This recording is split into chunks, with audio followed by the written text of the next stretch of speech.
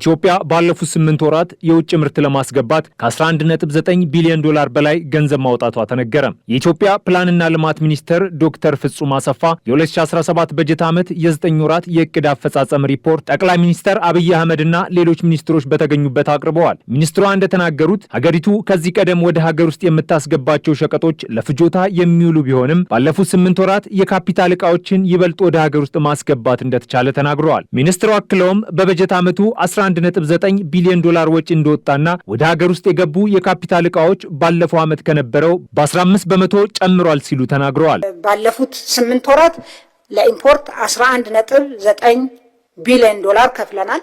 ከአምናው የ1.2 በመቶ ጭማሪ ያለው ኢምፖርት ግርድፉ ቁጥሩ ሳይሆን ምን ኢምፖርት አደረግን የሚለው የበለጠ ለኢኮኖሚያችን ያለውን እንደምታ ያሳያል።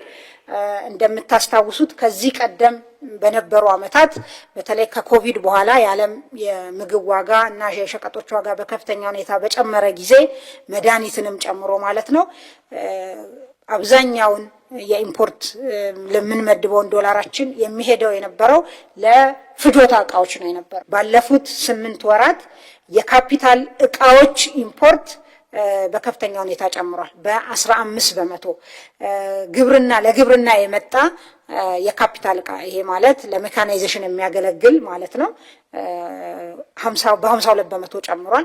ለኢንዱስትሪ የመጣ ካፒታል ዕቃ በ24 በመቶ ጨምሯል። ዶክተር ፍጹም አሰፋ በሪፖርቱ እንደተናገሩት የምግብና መጠጥ እንዲሁም አልባሳትን ወደ ሀገር ውስጥ ከማስገባት ይልቅ በሀገር ውስጥ በሚገኙ ምርቶች መተካት ተችሏል ሲሉም ተናግረዋል። ሚኒስትሩ አክለውም ወደ ውጭ የተላኩ ምርቶች በበጀት ዓመቱ የጨመረ ሲሆን ከ743 ሺህ ቶን በላይ ምርቶችን መላክ እንደተቻለም ተናግረዋል።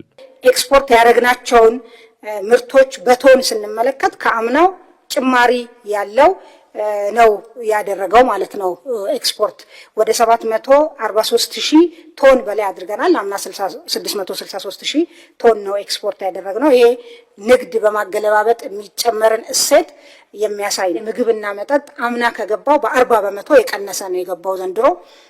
ሜዲካል ጎዝን ብንመለከት በ69 በመቶ የቀነሰ ነው የገባው።